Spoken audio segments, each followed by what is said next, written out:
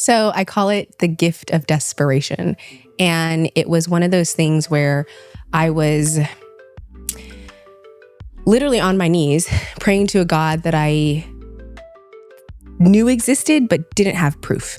And it was the first time that and how I claim now, like in retrospect, what I would call the Holy Spirit, what I felt was a warm embrace and a knowing, like just this gnosis of everything's going to be okay. And that took me to this space where I've discovered my psychic abilities.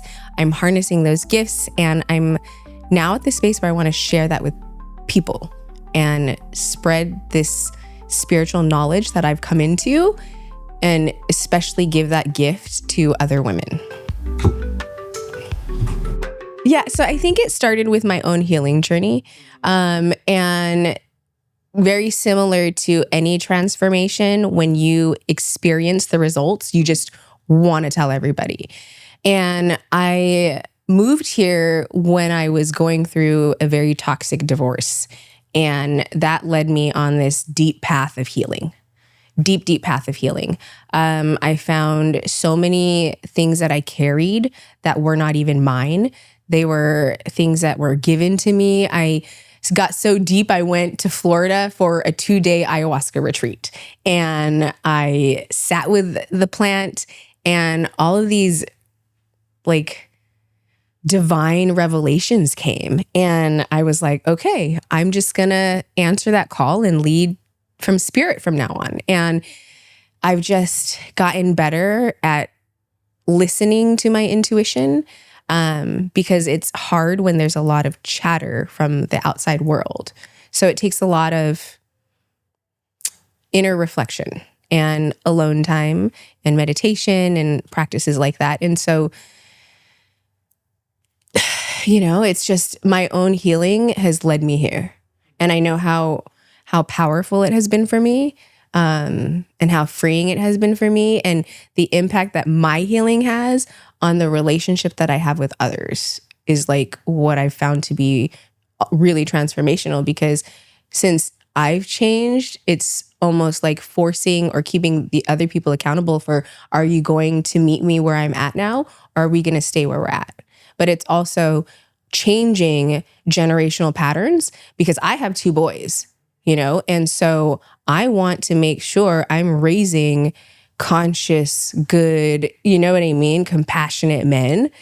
And when I'm able to have these conversations with them as a person and not like their mom, it creates like open communication, and they can tell me how they're feeling without judgment. Like, I'm Filipino. I did not grow up with that.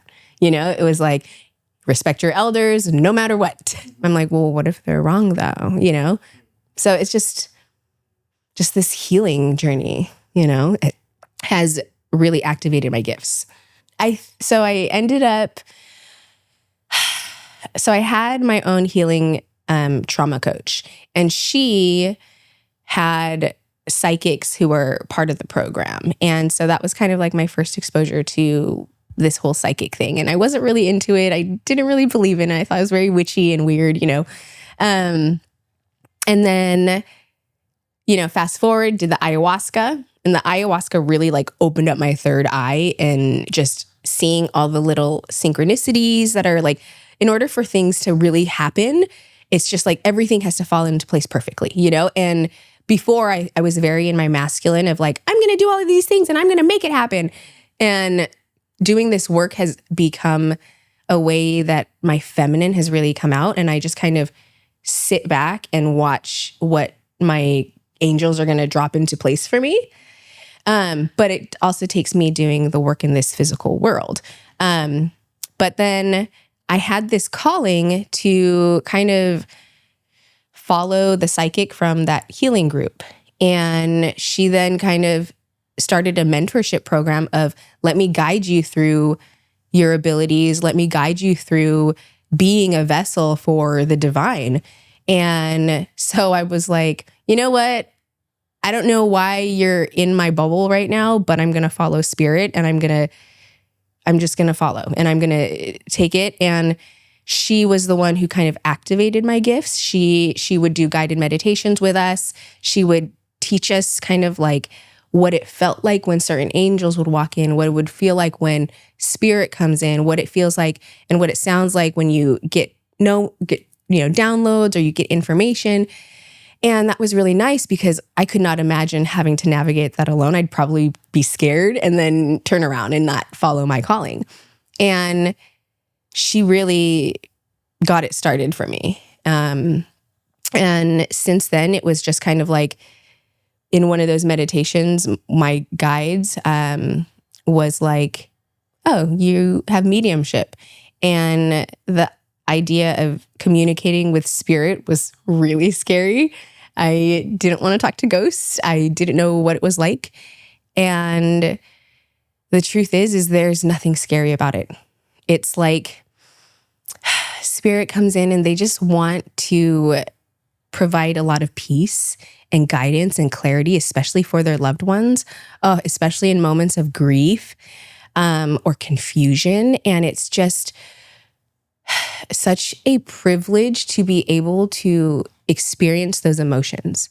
I have this ability and capacity in my heart space to feel immense, pure love that most people don't have the ability to. And so anytime I come into a session, most of the time I'm brought to tears because I can feel how much this individual is divinely loved. And so often we don't see it. So often we are trying to prove our worth and our value when if we just sat and found what I call, this divine love inside of us, which is honestly self-love. Because if you can love yourself so much that it doesn't even matter, like let's say you've got like parental problems and all you've ever wanted was for them to be proud of you or for them to love you, right?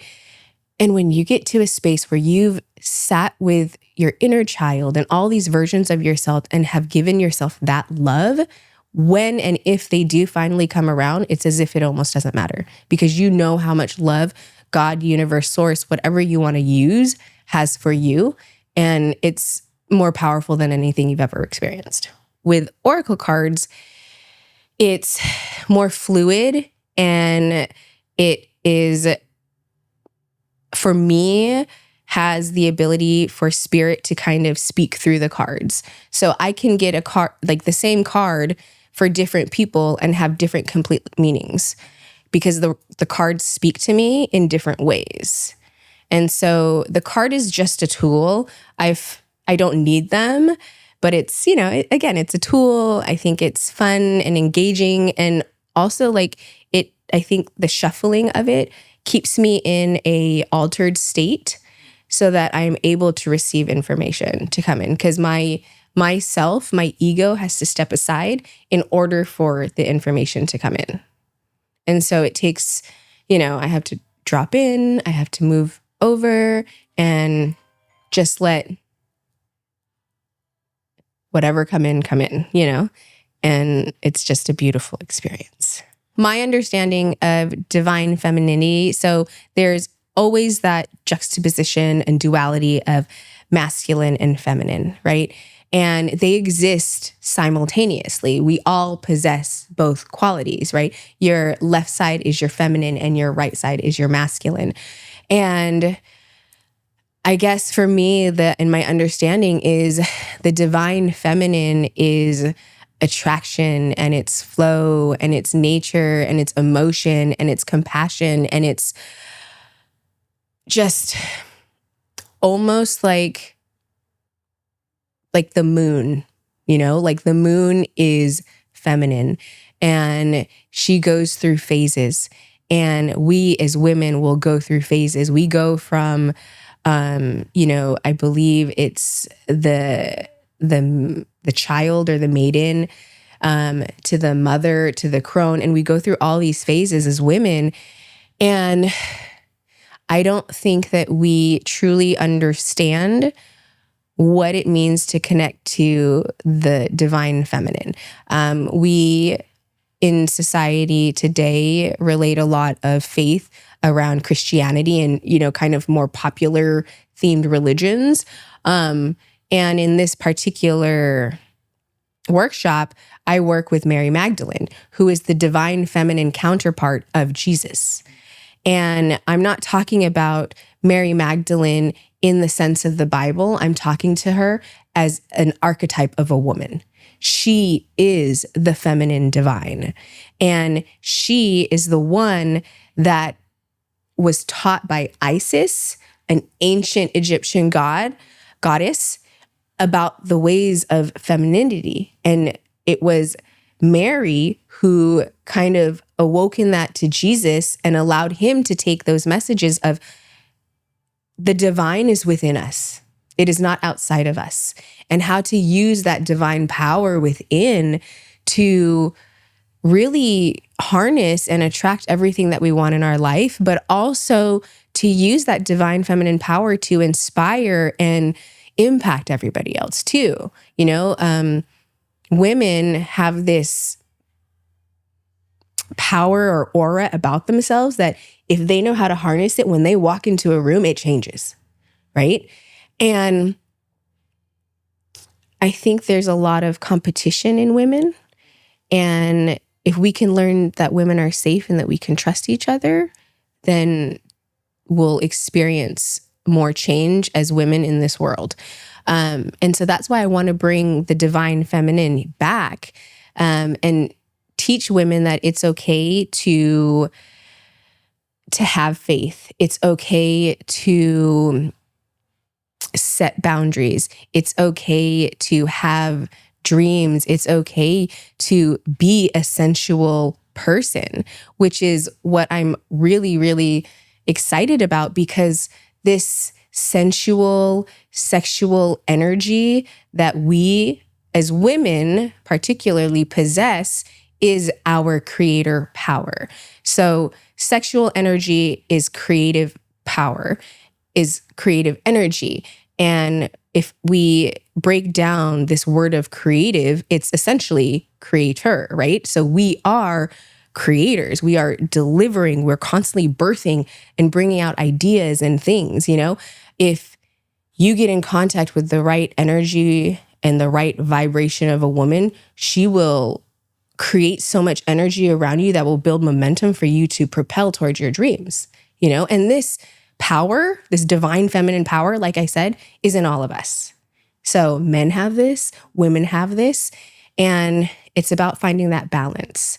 But I'm speaking mostly to women, and I really want to help them use and harness this sensual, sexual power for their highest good, because I've experienced it on my own, and I've seen it in today's world where there's this newfound freedom in women where it's I'm going to experience all this pleasure because I'm divinely it's a divine gift for me to experience that, right? Which it is. We are supposed to experience pleasure. We're supposed to have these intimate moments. And I know this from experience, which is why my own healing path has led me here, where we get to view and treat our temple as a sacred vessel. Because even if we have no plans to have children, right? You were literally chosen to be on this earth as a woman because of your ability to harness divine light, okay? Because you're literally birthing life into this world, right? And that is another soul. That soul came from our creator, right? Whatever you want to call our God, right? Divine, whatever. And so I think it's important that we understand how valuable and what a privilege that gift is. And we mistreat our vessels sometimes, and we allow people and situations to happen to us because we don't know better. We don't have boundaries. We don't speak up for ourselves. We never had strong women to look up to. And I want to help women connect with their womb space and heal all of these traumas that they carry that came from maybe their mother or their grandmother, or maybe some lineage far before, or even past lives that they carry inside of them. Because if the women that I'm talking to, if they're trying to call in their soulmate or bring in soul connections, not only do we have to respect ourselves and our body enough, but we also have to respect whoever is coming in enough to provide them with such a sacred vessel. And it's like, if you have a choice of going with a used car or like a new car, you're going to go with a new car, right? And this sacred sex workshop is about renewal and rebirth and restoration, and basically like reclaiming that part of us that we have just given away freely. And that's really what I want to do. And in that release, when we release instead of holding on to things, and we release, we open up to receive. And that's what it's about when we're in our feminine, is we are just receiving what is going to be presented to us, because we are so in tune with who we are and what we want, and the confidence that stands there with us is like unshakable at that point, where anything that is outside of my highest good will not be able to come into contact with me. And it's done with love and compassion and gentleness and ease. And I'm just really excited to have this workshop. So in my experience, I've found that I have a higher sex drive, and I've felt guilty for that. I've felt shame for that. I've felt like I couldn't be a certain way or say something or any of that. And when I went through my healing journey, I got to a point where I was so accepting of myself and loving of myself, and had this knowing that God made me exactly how I was supposed to be made, including my sex drive. And if I'm being shamed for that by a partner or something like that, whose shame is that? Is that my shame? No, that's their shame that's being put onto me. But if I take that shame and I carry it, guess where it's going to go? It's going to go in my womb space, and it's going to block me. And I'm going to carry that and think, oh, maybe I shouldn't be into that. And maybe that is bad. And maybe and that is like the complete opposite, right? It's how can I love every part of me, even when people tell me that it's wrong, right? And in that, like the sensual part, like when we can really accept, like when I feel like there's so much that can be alchemized when we accept our sexual identity, okay? Because it takes a lot of confidence for you to sit in front of another individual, bear everything, and say, this is who I am, this is what I want, this is how I like it, and that's it. And I've also found that there's a lot of power in saying that I have an extremely high sex drive. I know how good it is. I know how great it's going to be. And I'm not going to settle for anything else other than that. And that's what I'm bringing to the table, is to stand in your sexual prowess and be confident that your partner, that your your ideal partner is there for you, and that the more you just focus and love on yourself and prepare for this union, the better the experience will be. And the clearer you're able to call on that partner and manifest them. You know, after you eliminate the guilt and the shame and the trauma and all the baggage that comes with all this sexual stigma that's being put on women, and you can just embrace yourself wholeheartedly, like it's just like so transformative. But that's essentially what it is. It's taking our womb space, which is our sacred space, and reclaiming it. And I'm not saying that everyone needs to be celibate until they get married. That's not what I'm saying. But what I'm saying is maybe abstain and fast for spiritual purposes, right? We fast for spiritual purposes. We can abstain from certain things, including sex, for certain purposes. There's this thing, it's called Christ. It's basically Christ oil, like Christ consciousness. And it's essentially tied to your sexual energy. And if you track your moon cycle, where the moon falls into your sign, that is the time where you sexually fast and you utilize that energy to create. Because so often, and Jim Carrey speaks to this, so often we waste that sexual energy. We feel it build up and we're like, ooh, we got to release this. But if you can abstain and be disciplined and harness that, your creative energy will manifest in so many different outlets that you never thought possible. But it takes the discipline and the knowledge of how to actually do that. And so again, these are it's just another benefit to, you know, taking care of your vessel and only allowing people into your space who you believe meet you on a soul level. And, you know, I can't tell you that, only you can tell yourself that.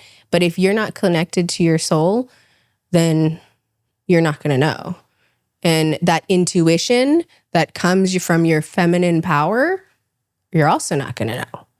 So it's clearing your womb so that you can really hear that intuition crystal clear, so that it can lead you down the path to your soul connections or your soulmate. The event is going to get a little tribal. Okay. The event is really, it's a ceremony of love, I think, is what it really is. We're just going to come into this space, and